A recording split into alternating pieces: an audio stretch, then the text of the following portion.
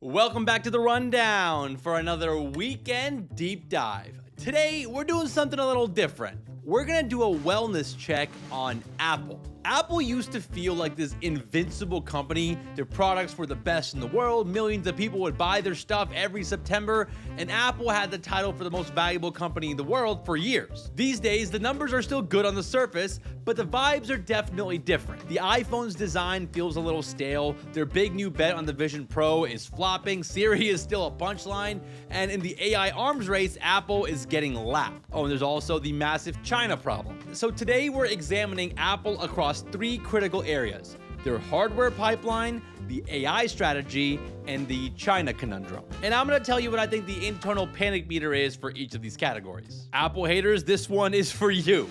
All right, let's dive in. Let's start with Apple's hardware, because Apple hasn't had a new hit product in a long time. I mean, sure, Apple sells more than 200 million iPhones every year, but Apple's iPhone revenue actually peaked back in 2022. These days, people are choosing to stick with their old iPhone for longer because the new iPhones just aren't that much different outside of slight bump in camera specs or a slightly better battery life. Like, if you compare my iPhone 16 Pro to my old iPhone 13 Pro, they look pretty much the exact same. Sure, the 16 Pro is a little bit faster and takes slightly better pictures, and it has an action camera button and a camera control button that no one uses. Meanwhile, you got companies like Samsung, Google, and more that are coming out with foldable phones and flip phones. They're trying new form factors. Apple just isn't doing that. Apple is like that restaurant that opened up 15 years ago, and when it first opened, it had the best food in town. And over the years, they continued to up their game and improve their food and try new menu items. But then all of a sudden, they kind of stopped changing their menu. And their food is still good, but there are other restaurants that are offering something unique. That analogy kind of went too long, but hopefully you know what I mean. But it looks like Apple has heard all the haters, and over the next couple years, they're going to be showing off a ton of new products, including a redesigned iPhone. According to Bloomberg's Mark Gurman, Apple is planning to show off their iPhone Air at the iPhone event this year on September 9th. This iPhone is expected to be the thinnest iPhone ever made. Now, I'm not sure if that's going to move the needle much. I feel like most people don't really want a thin phone. I'd rather have a thicker phone with better battery life. But at least they're trying something new. But next year should be a big one, because Apple is expected to finally release a foldable phone. That's probably going to cost like $2,000, if not more, but at least they're finally doing it. Meanwhile, Samsung's been releasing foldable phones for like 9 years now. I've been playing around with this new Samsung foldable phone. It is so awesome. So I'm really excited to see how Apple kind of enters the foldable game. And then in 2027, 2 years from now, Apple is planning to launch a complete redesign of the iPhone to celebrate the 20th anniversary of the first iPhone. This new iPhone is expected to have a curved glass all the way around. Hopefully they have something more than just a curved glass for the 20th year iPhone. Now, zooming out, let's talk about other products outside of the iPhone. You know, Apple hasn't released a hit new product in a long time. Their last new product was the Vision Pro, which was a colossal disaster. I feel like we don't talk enough about how much of a flop this thing was. According to estimates, Apple sold fewer than 500,000 units of the Vision Pro in its first year. Now, I want to give Apple some credit for trying with the Vision Pro. You know, it was going to be a tough sell, $3,500 for a heavy, goofy-looking ski goggles that are uncomfortable to wear. Plus, many people aren't really into the VR thing. But the Vision Pro's flop was a reminder that Apple can't just slap their logo on any product and expect people to buy it. Now, Apple isn't giving up on the Vision Pro just yet. They're working on a cheaper, lighter version of the Vision Pro, which is supposed to come out in 2027. I think if they were to release one for like $1,000, and if it was much lighter, it could work, but I'm still not sure if people want to do the whole VR thing, you know? But beyond just the updated Vision Pro, there are rumors that Apple is cooking up a bunch of other exciting stuff. Bloomberg reported that Apple is working on a tabletop robot that resembles an iPad mounted on a movable limb. They're also working on some smart glasses, similar to Meta's Ray-Ban glasses, which I think could be a nice complement to the iPhone. So it looks like Apple is cooking up some new stuff for the next couple years, and that's why I don't think that Apple is panicked over their product pipeline. On the panic meter, I'd say they're probably like a 4 out of 10, maybe even a 3 out of 10. Now, some people are pointing to OpenAI hiring Johnny Ive as a threat to Apple. OpenAI is expected to be working on some sort of AI device, but I don't think Apple is too worried about that right now. They still see the iPhone as the main device that most people are going to carry. But speaking of AI, that's a great transition to talk about Apple's next big problem. All right, so let's now talk about Apple's AI issues, because that's the topic that's getting the most attention these days. Apple's whole strategy around AI has just been bad from the beginning. For one, they were late to jump on the AI train. They launched Apple Intelligence just a year ago. Meanwhile, ChatGPT is coming up on its 3-year anniversary. Now, I think people would have been okay with Apple's late jump into AI if Apple Intelligence was any good. Well, it was terrible from the very beginning. For one, Apple overpromised on how good Apple Intelligence was going to be. They showed off all these features at WWDC in 2024. They had all these commercials as well. And many of those features are still missing today. And honestly, I don't really know anyone in my life that actually uses Apple Intelligence, except when they accidentally activate it by holding down the power button for too long. So Apple Intelligence has been Apple's latest flop. And the bigger issue here is that Apple doesn't really have a coherent AI strategy, and they're not making the investments into AI like their other big tech rivals. Meta, Google, Microsoft, and Amazon are planning to collectively spend nearly $400 billion in AI-related CapEx over the next year. Apple's kind of sitting this one out. Their AI CapEx is significantly less than the other tech giants. And because of Apple's lack of investment in AI, they're starting to lose talent. In fact, Meta just spent this summer hiring top AI talent with 9-figure paydays. Some of those people were poached from Apple. According to a report from Bloomberg, in just the last 2 months, 6 of Apple's AI engineers have jumped ship to Meta, including Frank Chu, who was a senior director at Apple running their model infrastructure. But the most damaging departure was probably Ruming Pang, who led Apple's foundation models team. Basically, he was the guy behind Apple Intelligence. No shade here, but like the way Apple Intelligence turned out, maybe him leaving wasn't that bad of a thing. Also, Meta reportedly offered him a $200 million pay package. So yeah, he was down to go work for Zuck. And I don't really blame him. But the thing is, money isn't a problem for Apple. They make a ton of money. In fact, they made around $94 billion in profits last year, and they're sitting on about $50 billion in cash. But this kind of goes back to Apple's culture. They've always been hesitant to spend big, especially on acquisitions. In fact, the biggest deal that Apple has ever done was to buy Beats for $3 billion.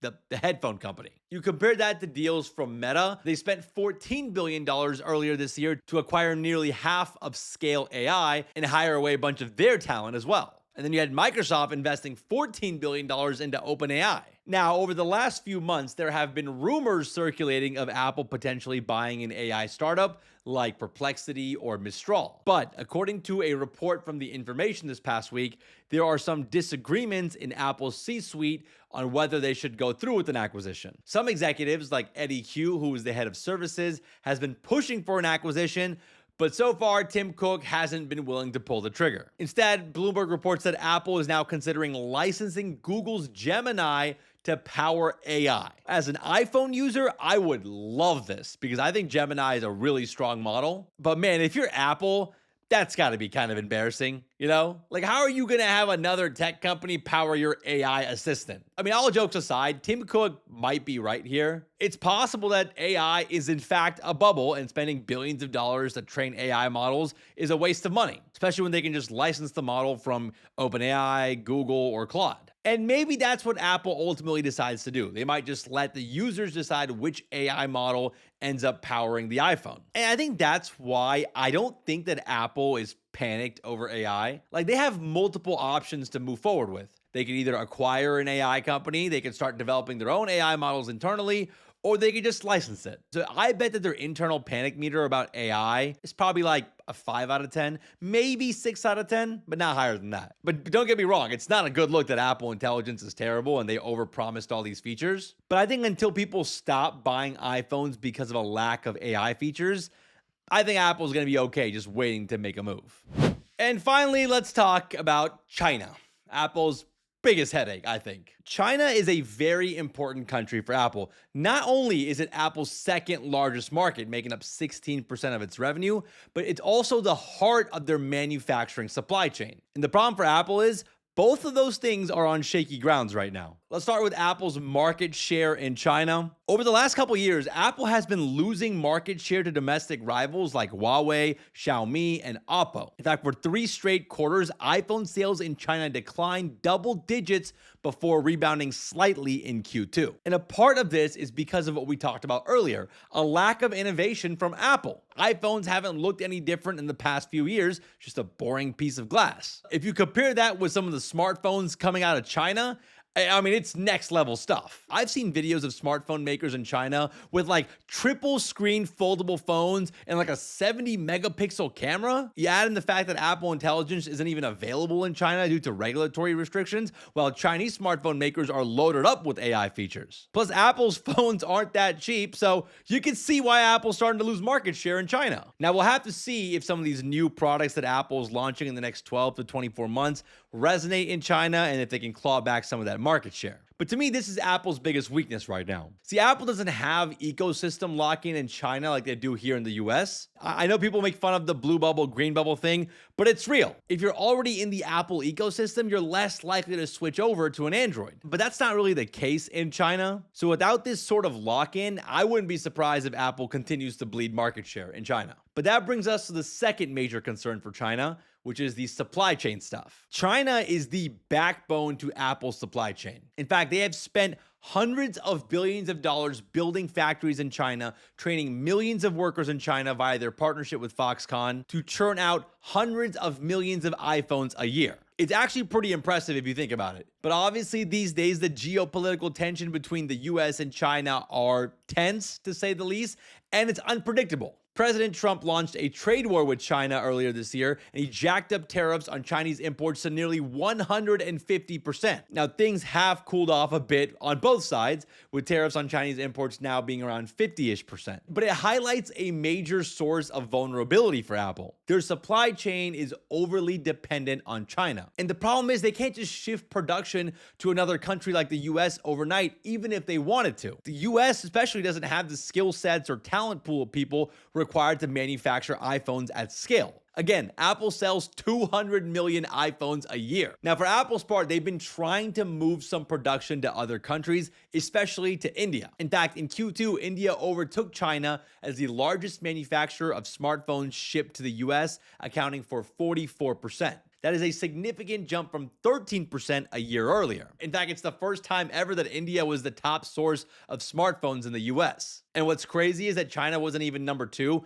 Vietnam was. Now, this was all in an effort to not have to pay the crazy high tariffs on Chinese imports earlier this year. So Apple has their target set on India. In fact, Apple's manufacturer Foxconn has expanded their footprint in India to 5 factories now. And this year is going to be the first time that all variations of the new iPhone, from the base model iPhone all the way up to the iPhone Pro Max, are going to be made in India from day one. But it is worth noting that the iPhone in India is mostly being assembled. Most of the key parts are still being made in China because, again, they're the only people that know how to make these parts. And then those parts get shipped over to India for final assembly. Also, I should point out that Trump just raised tariffs on Indian imports to 50%. So it's not much different than imports coming in from China anymore. Now, Tim Cook has worked his magic already and gotten a tariff exemption from the president by promising to invest in U.S. manufacturing. He also gave the president a gold plate at the White House. So Apple isn't paying tariffs right now on all their imports from India or China. But I mean, this is Trump we're talking about. He's a wild card. He could change his mind overnight